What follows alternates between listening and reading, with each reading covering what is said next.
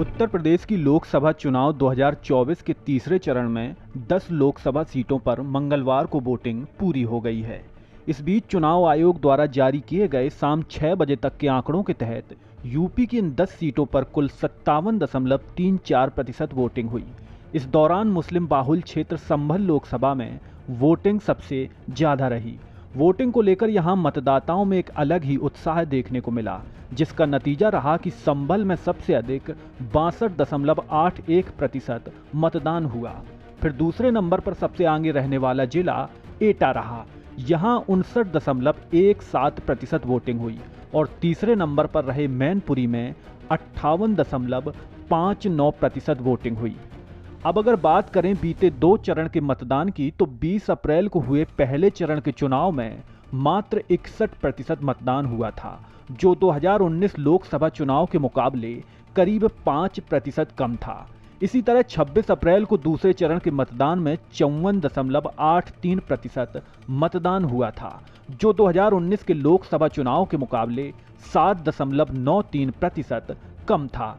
अब तीसरे चरण पर नजर डाला जाए तो इस बार की वोटिंग परसेंट भी पिछले लोकसभा चुनाव के मुकाबले करीब 3% कम रही।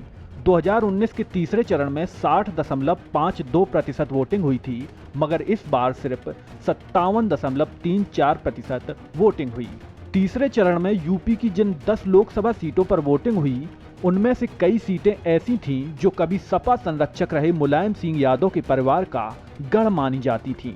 उन्हीं में से एक फिरोजाबाद लोकसभा सीट भी है। इस लोकसभा क्षेत्र की अगर बात करें तो यहां से सपा के प्रोफेसर राम गोपाल यादव के बेटे अक्षय यादव ने चुनावी मोर्चा संभाला है।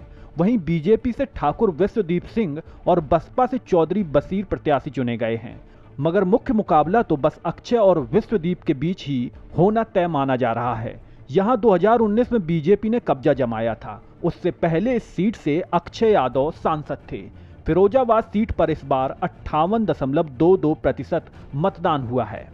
इस तरह बदायूं लोकसभा सीट भी कभी समाजवादी पार्टी का गढ़ हुआ करती थी। यहां से मुलायम सिंह यादव के भतीजे धर्मेंद्र यादव सांसद हुआ करते थे।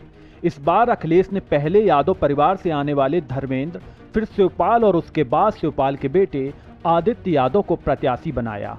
आदित्य यादव के सामने बीजेपी के दुर्वजय सिंह साक्य और मुस्लिम खां हैं। हालांकि मुख्य मुकाबला आदित्य यादव और दुर्वजय सिंह के बीच ही माना जा रहा है। 2019 के लोकसभा चुनाव में यहां से स्वामी प्रसाद मौर्य की बेटी संघमित्रा मौर्य ने बीजेपी के टिकट पर चुनाव जीता था। इस बार बीजेपी ने उनका टिकट काट दिया था। बदायूं सीट पर इस बार 54.05% मतदान हुआ। इसी तरह मैनपुरी लोकसभा सीट से खुद अखिलेश यादव की पत्नी डिंपल यादव चुनावी मैदान में थीं। डिंपल वर्तमान में मैनपुरी की सांसद भी हैं। मैनपुरी सीट मुलायम सिंह यादव की परंपरागत सीट थी। वह यहां से 5 बार सांसद बने थे। उनके निधन के बाद डिंपल ने यहां से लोकसभा का उपचुनाव लड़ा था और जीत हासिल की थी। 2024 के चुनाव में डिंपल का मुकाबला योगी सरकार के मंत्री जयवीर सिंह से है। मैनपुरी में इस बार 58.59% मतदान हुआ है। संभल लोकसभा सीट भी सपा का गढ़ मानी जाती है। यहां से 2019 में सपा के टिकट पर शफीकुर रहमान बर्क ने चुनाव जीता था। इस बार भी सपा ने बर्क को ही टिकट दिया था, लेकिन चुनाव घोषणा के कुछ दिन बाद ही उनका निधन हो गया। इसके बाद सपा ने बर्क के विधायक पोते जियाउर रहमान बर्क को संभल से टिकट दिया। वहीं बीजेपी ने परमेश्वर लाल सैनी और बसपा से सौलत अली चुनावी मैदान में थे। हालांकि मुख्य मुकाबला जियाउर रहमान बर्क और परमेश्वर लाल सैनी के बीच था। तीसरे चरण में संभल में सबसे अधिक वोटिंग हुई। यहां 62.81% मतदान हुआ।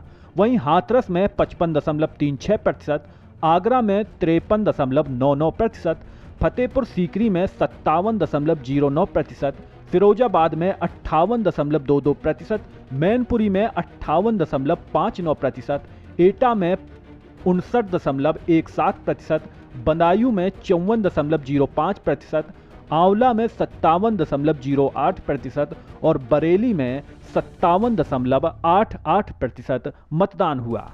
भारत समाचार की डिजिटल डेस्क से मानवेंद्र सिंह।